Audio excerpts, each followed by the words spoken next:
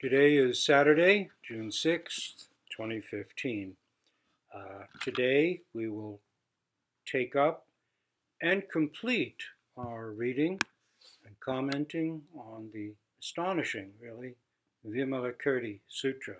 The Sutra, also known as the Sutra Beyond Comprehension. The Sutra, composed around 100 AD, the translation, most famous, most accessible, most used, it's from about 500 or 600 AD from China. That was translation into Chinese by Kumarajiva from the Sanskrit of the original.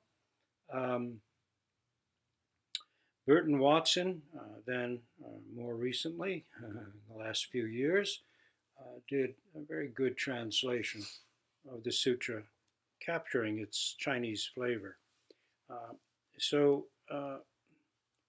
we are in the next to final section, which is the offering of the law, or the offering of the Dharma. And we'll pick up somewhere in the middle to maintain some context. Heavenly Lord, that is Buddha, is being addressed. At that time, there was a wheel. Oh, let's see. Wait a minute. Who is being addressed? Let's see. The Buddha said, so the Buddha is speaking to Shakra, king of the gods, who had asked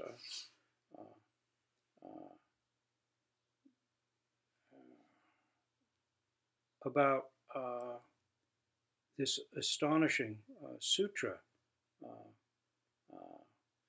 And the Buddha has been commenting on the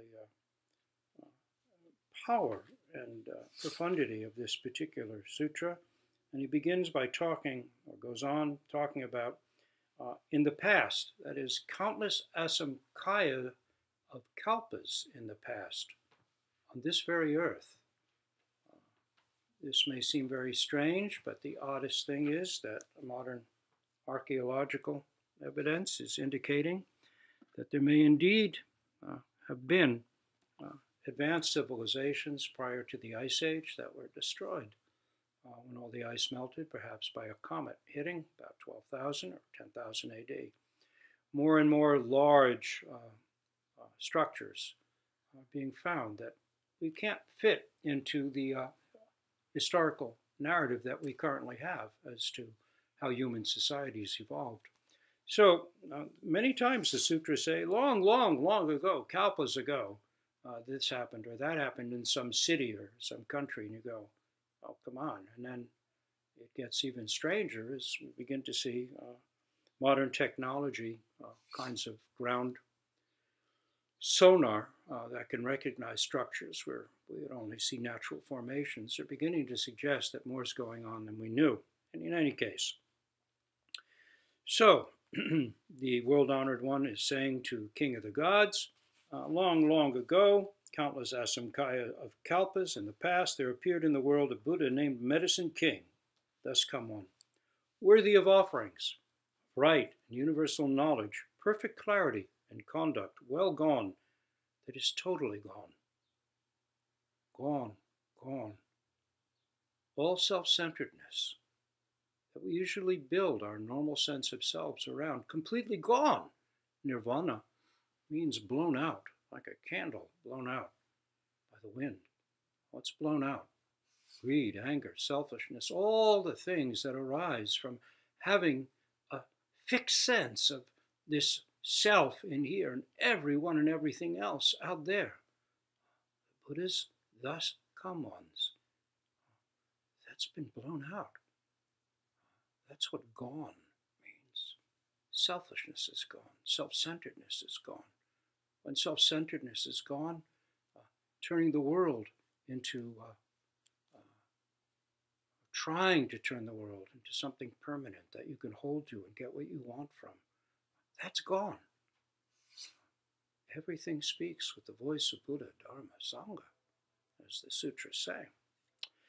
Gone, well gone, understanding the world, unexcelled, worthy, trainer of people, teacher of heavenly and human beings, Buddha, world-honored one. His world was called Great Adornment, and his kalpa was called Adornment. This Buddha had a lifespan of 20 small kalpas. His voice hearer monks numbered 36 million Nayutas, and his bodhisattva monks 12 million. Heavenly Lord, at that time there was a wheel turning sage. Wheel turning means a dharma aware, someone who could turn the wheel of the dharma, bring it forth. A wheel turning sage, king, wise kings back then, named Jeweled Parasol, who possessed all the 7 treasures and ruled over the 4 continents of the world. This king had 1,000 sons, upright, valiant, capable of overpowering their enemies. At that time, Jeweled Parasol came with his followers to make offerings to the Thus Come One Medicine King, providing him with all he needed for his well-being. He did this for 5 whole kalpas, and when the 5 kalpas were over, he said to his sons, "You too should make offerings to the Buddha with the same deeply searching mind as I have shown." The 1,000 sons, obeying their father's command, proceeded to make offerings to the Thus Come One Medicine King for another 5 full kalpas, providing him with everything needed for his well-being. One of the king's sons, named Moon Parasol, Moon Umbrella, sat all alone, thinking to himself, "Isn't there some offering that's better than these?" Then, through the Buddha's supernatural power, a heavenly being appeared in the sky and said, "Good man, the offering of the Dharma is the finest of all offerings." The son asked, "What is the offering of the Dharma?" The heavenly being replied, "You should go and ask the Thus Come One, Medicine King. He'll explain to you in detail the offering of the Dharma." At once, the prince, Moon Parasol, went to call on the Thus Come One, Medicine King. After bowing his head at the Buddha's feet, he retired to one side and addressed the Buddha, saying, "World-honored one, among all offerings, the offering of the Dharma is the finest. But what is the offering of the Dharma?" The Buddha said, "Good man, the offering of the Dharma means the profound sutras preached by the Buddhas. The people of this world all find them hard to believe and hard to accept, for they are wonderfully subtle and hard to make out, clean and pure and without stain. They cannot be grasped through the making of distinctions or through thought." They cannot be grasped through the making of distinctions with the mind or through thought. We so often want to turn whatever understanding we may have into something of an intellectual formation that we can hold to. "Oh, now I have it. Now I can stick it in my pocket and walk around with it and feel like I'm free." No. The real sutras can never be understood by thought. How then can they be understood? By practice. 1, 2, 3. Just this koan point. Just this breath. Just sitting.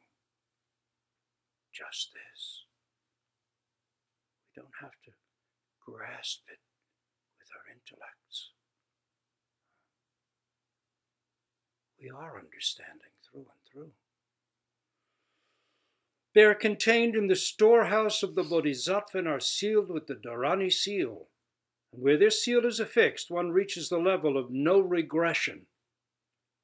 In other words, the understanding, the wisdom we seek is already there in our minds, but it doesn't mean the intellect mind. It means our actual, real, original mind, and we can't regress from it because we've never lost it. If we've never lost it, we don't have to gain it. When we try and gain it, we lose it again and again. But it's already sealed with the Dharani, great power in our minds. It is our mind. We have to accept this. Acceptance means many, many years of practice to accept what's already so. Zen Master Ikkyu had a wonderful saying. When I tried to remember, I always forgot. But once I forgot, I never forget. What was it he was trying to remember that he kept losing? What happened when he forgot? Well, he forgot himself. He forgot everything that stands between me here and you there. He forgot all of that. And when that's gone, well, there we are. It's already there. We can't regress from it because it's always been there. We just didn't see it. They bring about observance of the 6 paramitas, the skillful discrimination of meanings in compliance with the teachings of Bodhi. And through the finest of all sutras, one enters the realm of great pity and compassion. That is Mahayana, great way. The sutras put an end to all devilish, that is self-centered affairs, and all erroneous views, that is all self-centered views, conform to the teaching on causality, or karma, and those on no ego, no individual, no living beings, no lifespan, emptiness, no form, no action, and no arousing. They enable living beings to sit in the place of practice and to turn the wheel of the Dharma. No this, no that, no self, no other can be scary words as concepts, but in actuality it's so refreshing. It's so simple. It's so ordinary. No self doesn't mean falling into some big vat of mayonnaise where everything is one.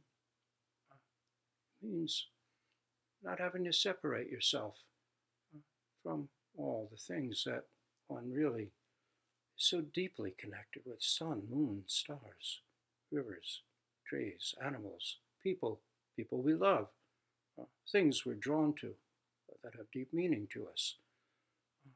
We don't have to cut ourselves off from those things.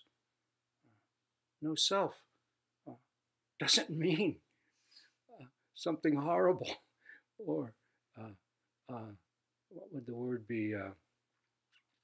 Empty in some kind of negative or zombie-like way.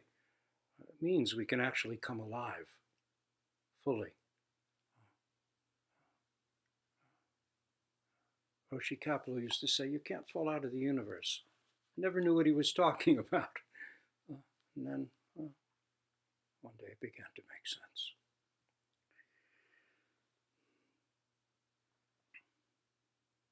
They enable living beings to sit in the place of practice and to turn the wheel of the Dharma. Not to sit in the place of thinking, not to sit in the place of separation, not to sit in the place of what do I do? What do I do with my life? To sit in the place of practice, to let everything go. When it's hot, that's it. When it's cold, that's it. When we know, that's it. When we don't know, that's it. To sit in the place of practice is not to go anywhere special, but to be exactly where one is. As Dogen says, when we come to the place of practice, it's under our feet, essentially. Heavenly beings, dragons, spirits, Gandharvas, and the others join in praising them, these sutras, that is. They can enable these sutras, living beings, to enter the storehouse of the Buddha Dharma. The storehouse of the Buddha Dharma is the storehouse consciousness of our own minds. Doesn't necessarily mean something in a book, though books can help us awake to it. They embrace the comprehensive wisdom of the worthies and sages and expound the way practiced by the Bodhisattvas. Practiced, not thought about by the Bodhisattvas, practiced by the Bodhisattvas. Practiced, practiced, practiced. This breath, this thought, this moment. This is practice. Letting the teisho just come in. No need to think about it. If thoughts arise, that's fine.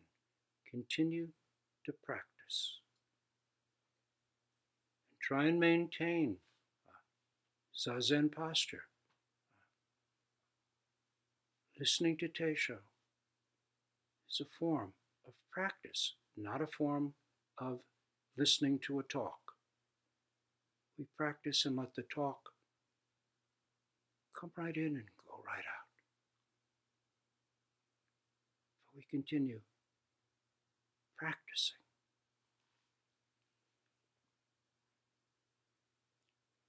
And expound the way practiced by the Bodhisattvas.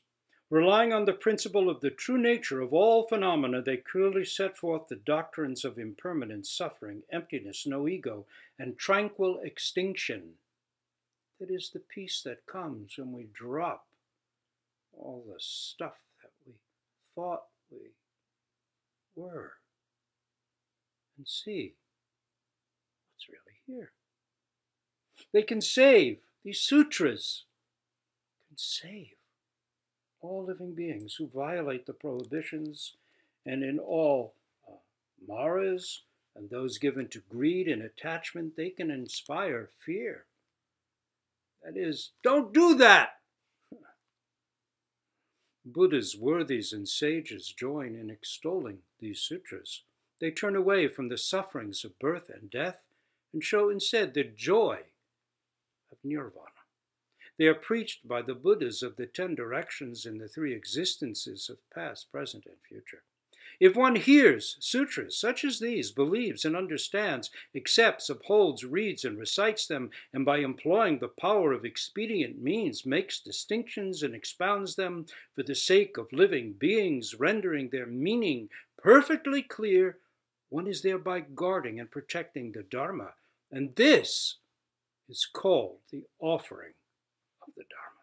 Again, the sutras enable one to practice the teachings as the Dharma directs, to accord with the 12-link chain of causation, to set aside erroneous views and accept the truth of birthlessness, to realize once and for all that there is no ego, no existence of living beings, no deviating from or disputing with the law of cause and effect, thus removing all thought of personal possession. This is not my job. This is my job. This is not my car. This is my car. This is not my tree. This is my tree. Removing all thought of personal possession. Oh, what a beautiful tree. Ding in that car. Crumbs.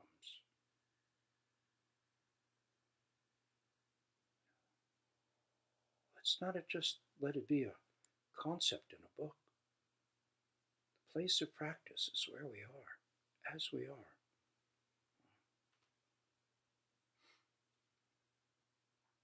They teach one to rely on meaning, not on words, to rely on wisdom, not on thought, to rely on sutras that are complete in meaning, not those that are incomplete in meaning, to rely on the Dharma, not on the person. And this is often said about teachers. When we bow to a teacher, it's not to the person, it's to the teaching, to the Dharma that they present. To go along with the true form of things, realizing that there is no entering in and no destination, they teach that since ignorance in the end does not exist, so too action in the end does not exist, and so on through the other links in the 12-link chain of causation down to the fact that since birth in the end does not exist, so too old age and death in the end do not exist, as the Prajna Paramita Sutra says, heart of perfect wisdom, nor is there pain or cause of pain, not even wisdom to attain, no birth, no death, yet no, not birth, no, not death. Very ordinary. We chant this Prajna Paramita all the time, and there it is right in front of us. Profound sutra. And when one learns to see in this manner, the 12-link chain of causation will cease to have any form that comes to an end, and one will no longer entertain the view that it does. This is called the finest of all offerings of the Dharma. The Buddha Shakyamuni then said to the Heavenly Lord, when Prince Moon Parasol heard Medicine King Buddha expound the law in this matter, that is the Dharma, in this manner, he acquired a compliant tolerance of the truth of birthlessness. It's very hard to accept birthlessness because here we are. I've been born. Here I am. What are you talking about? And yet, what is the truth of birthlessness? Am I this person that's a series of thoughts in my head? Is that really what I am? Is that all I am? What does birthlessness mean? What is this being that I think has been born? I don't know how. I got into this room. I don't know where I am. I don't know where I'm going. What is the truth of birthlessness? Bodhidharma was asked by the Emperor Wu, who are you? Aren't you a holy man? Bodhidharma answered, I don't know. But it didn't mean, I don't know. What is the truth of birthlessness? That's just the word. Don't let it be scary. What is the truth of the flame and the candle that's dancing on the altar?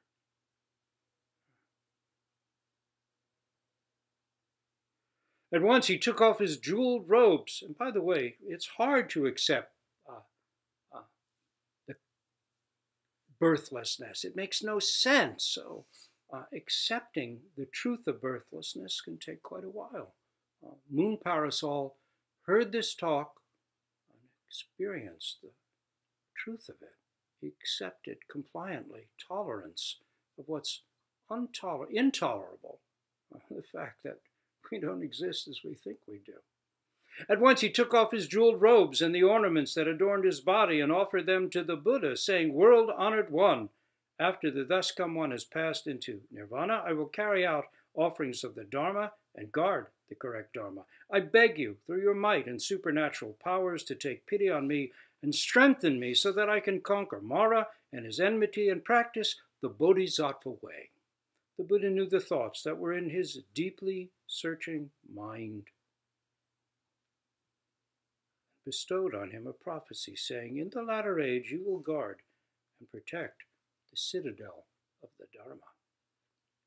Heavenly Lord, at that time, Prince Moon Parasol, this is now the Buddha Shakyamuni speaking, observing the purity of the law, in fact, he's been one speaking all along, and hearing this prophecy bestowed by the Buddha of that time, was moved by faith to leave the household life, that is, leave attachment to such a life.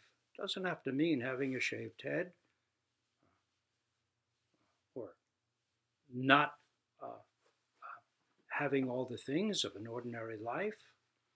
It means leaving attachment to those things. It means clinging to those things.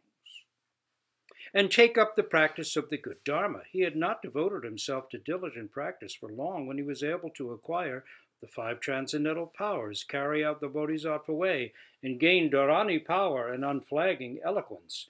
After the Buddha had passed into nirvana, he exercised the transcendental powers he had acquired, the power to retain all he had heard, and the eloquence for fully 10 small kalpas, continuing to turn the wheel of the Dharma, turned by the thus come one, Medicine King, and spreading the teachings abroad. This monk, Moon Parasol, by guarding and protecting the Dharma and putting forth diligent effort, was able in the space of his lifetime to convert hundreds, thousands, millions of persons, ensuring that they would never regress in their pursuit of Anyuttara Samyak Sambodhi, to cause 14 Nayutas of others to develop a profound aspiration for the way of the voice hearer or the Pratika Buddha, and to enable countless living beings to be born in the heavenly realm. Heavenly Lord, the person who was King Jeweled Parasol at the time I have been speaking of, what do you think? He has now become a Buddha named Jewel Flame, thus come one. And the king's 1,000 sons will become the 1,000 Buddhas who will appear in our present age, the worthy Kalpa. There's so much talk in Buddhist tradition of the degeneration of the Dharma. Mapo, that is, we're so far from the time of Shakyamuni, it's so hard. Our world is so complex. Our world is so full of problems, self-destruction, wars, starvations, technological advances in one area, terrible deprivations in the other. It's so hard to focus on practice. And yet, the sutras all say that this is actually to be known as the Bahadra Kalpa. It means the fortunate Kalpa. Why? Because in this Kalpa, there will not be one Buddha. There'll be 1,000 Buddhas. And that bodhisattvas will spring up out of the earth itself. In part, this will happen because they will be so needed, but it will happen. Those 1,000 sons will be the 1,000 Buddhas of this worthy Kalpa. Krakuchanda was the first to attain Buddha, and the last will be the thus come one named Ruchi. The monk Moon Parasol, home leaver, Moon Parasol, the prince Moon Parasol, who had asked all these questions of that Buddha in that past world age.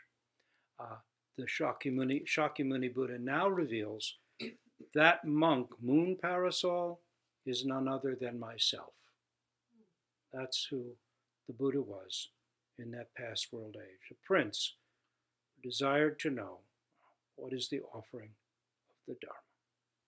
Thus, Heavenly Lord, that is Chakra, King of the Gods, whom the Buddha is speaking to, you should understand this important point. The offering of the Dharma is the finest of all offerings. It is first in rank, without equal. Therefore, Heavenly Lord, you should use this offering of the Dharma as your offering to the Buddha. Final chapter is very brief, and it's essentially an advertisement. It's the add-on.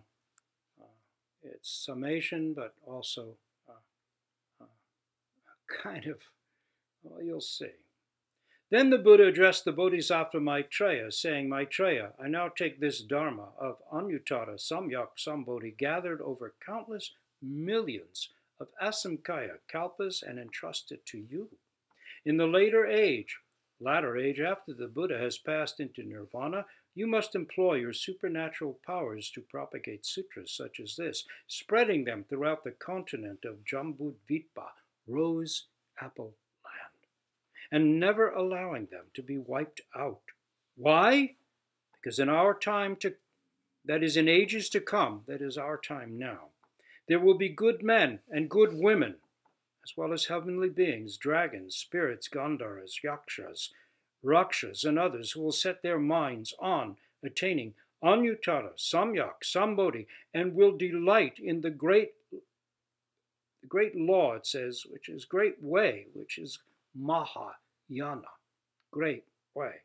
If they are unable to hear sutras such as this, they will lose the opportunity to gain excellent benefits. But if such beings as these hear these sutras, they will surely believe and delight greatly in them and set their minds on a rare achievement. Therefore, you must respectfully accept these, and considering how living beings can best gain benefits from them, expound them far and wide. Maitreya, remember, is the future Buddha who's now in the Tushita heaven, developing skillful means to save all beings, working on his practice of helping others. What are these two types? Oh, Maitreya, you should understand that there are two types of bodhisattvas. What are these two types? The first type loves varied phrases and literary embellishment. The second is not afraid of deeper principles and is able to enter into true meaning. If there are those who love varied phrases and literary embellishments, you may be sure that they are beginners in the Bodhisattva way. We're all beginners in the Bodhisattva way. let me confess, I love varied phrases and literary embellishments. But if there are those who, approaching these extremely profound sutras with their teachings on non-duality and non-attachment, are not timid or fearful, but can enter into the meaning, and having heard the sutras with pure minds, will accept, uphold, read, and recite them and practice them as the Dharma directs, you may be sure that they have been practicing the way for a long time. Again, Maitreya. There are two attitudes among those called beginners that prevent them from getting a firm grasp on these extremely profound teachings. What are these two? First is that of persons who, when they hear some profound sutra they have not heard before, are alarmed and timorous, and giving way to doubt, cannot bring themselves to comply with it. In their disbelief, they speak slanderously of it, saying, "I've never heard this before. Where does it come from?" Second is that of persons who, though there are those who guard, uphold, understand, and expound profound sutras of this type, are unwilling to associate closely with them, to offer them alms, or treat them with respect, but at times may even speak of their faults before others. Where you find these two attitudes, you may be sure the persons are beginners in the Bodhisattva way. They do injury to themselves, and they cannot train their minds to accept the profound teachings. Again, Maitreya. There are two attitudes among the Bodhisattvas who, though they believe and understand the profound teachings, yet do injury to themselves and are unable to accept the truth of birthlessness. What are these two? First is that of persons who are contemptuous of beginner Bodhisattvas and will not teach or enlighten them. Second is that of persons who, though they understand the profound teachings, seize upon surface appearances and make unnecessary distinctions. These are the two attitudes. The Bodhisattva Maitreya, after listening to these words of exposition, addressed the Buddha, saying, "World-honored one, this is something I've never heard before. It is as the Buddha has said, I must remove myself far from evils such as these and strive to uphold the Dharma of Anuttara Samyak Sambodhi that the thus come one has gathered over numberless asamkaya kalpas, that is, through practice, through endless kalpas.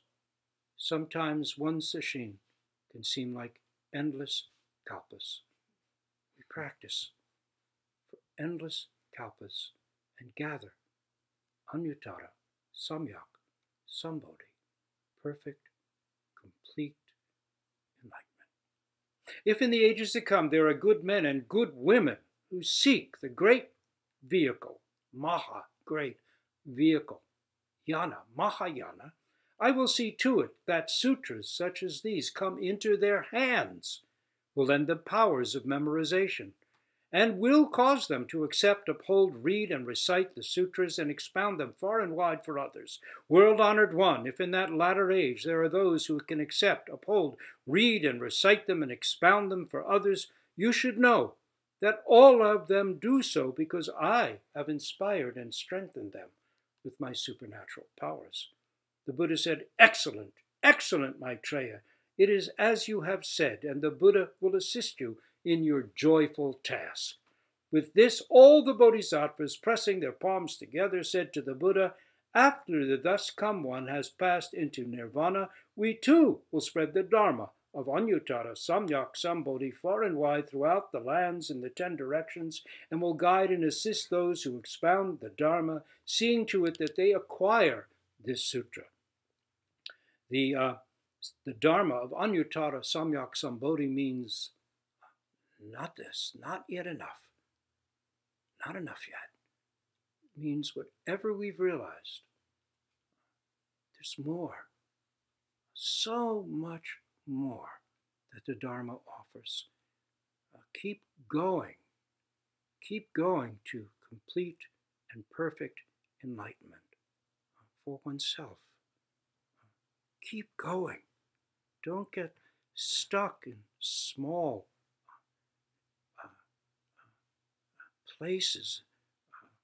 When Dainin Roshi was leaving Aiken Roshi after he'd completed all further training with him, Aiken Roshi's final words to Dainin Roshi were, "Dainin, don't plateau too soon."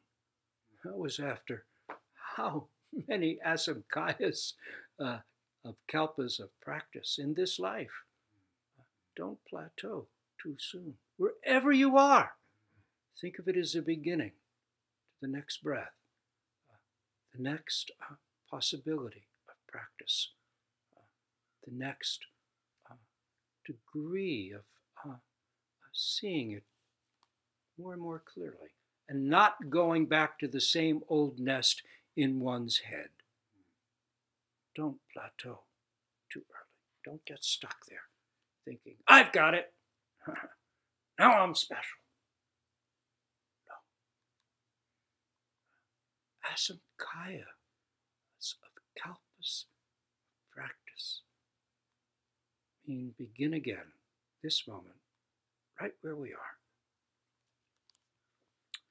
Then the four heavenly kings said to the Buddha, world-honored one, in the towns and villages, the mountains, forests, and the broad plain, wherever there are those who possess this sutra, read and recite it, understand and expound it, we will take our ranks of officials and underlings and go to where they are, so that we may hear the Dharma, and will shelter and protect them, making certain that no one approaches within 100 yojanas of them on any side, to try to take unfair advantage of them. Then the Buddha said to Ananda, remember Ananda is the Buddha's attendant. He was his first cousin, person of tremendous gentleness and intelligence and photographic memory. And it's through Ananda, this very gentle and perceptive, sensitive person, that all the sutras come down to us. His memory was flawless. Everything he heard, he was able later to recite, and then it was written down. So he's known as he of perfect memory. Then the Buddha said to Ananda, you must accept and uphold this sutra and propagate it far and wide. Ananda replied, indeed I will. I've already accepted and upheld its essentials, world-honored one, but by what name should this sutra be called? The Buddha said, Ananda, this sutra should be called the Expositions of Vimalakirti, and another name for it is the Doctrine of the Emancipation Beyond Comprehension. This is how you should accept and uphold it. The Doctrine of Emancipation Beyond Comprehension. Don't turn your practice into a thought. Don't think that understanding the Dharma means having an intellectual conception of it. Beyond comprehension is this very moment. Beyond comprehension is how I see colors with my eyes, how I hear sounds with my ears, how I feel pain with my body, how I, pain in my knees, that is, in my body, how I breathe, how I think. This is all beyond comprehension. The ground of it all is vast, empty of self-centeredness. This moment is beyond comprehension. Appreciate your own mind, your own being here, beyond comprehension. And so too with all beings. This is our reality. Our job is simply to wake up to it. We can never get it because we've never really lost it. But we can wake to it. And this is our work. When the Buddha had finished expounding this sutra, the rich man, Vimalakirti, Manjushri, Shariputra, Ananda, and the others, along with the heavenly and human beings, Asuras, and all the other members of the great assembly, that is the great Sangha, were filled with joy at hearing the preaching of the Buddha. And they believed and accepted it and respectfully put it into practice. That is the conclusion of the wonderful, strange, funny, interesting, profound Vimalakirti Sutra, the teaching beyond comprehension. I guess a final word. We don't have to strive to get beyond comprehension. In reality, we're already beyond comprehension. We simply wake up to it. And we do it again and again so that we do not plateau too early. This is a lifetime's effort, and a joyous one. Joyous one. What could be more wonderful? What the Buddha said upon his awakening was wonder of wonders. Wonder of wonders. All beings are already Buddhas, fully endowed with wisdom and virtue and compassion. Only their delusions prevent them from attesting to it. That only delusions can be a huge wall, the same way that you can hold up a finger and block the light of the sun or moon. It's only a finger, yet you no longer see the sun, the moon. So we work endlessly to let go what's really not so, to see through it again and again in growing ordinariness and in growing joy. It's been my pleasure to share with you the Vimalakirti Sutra. Really is an astonishing work.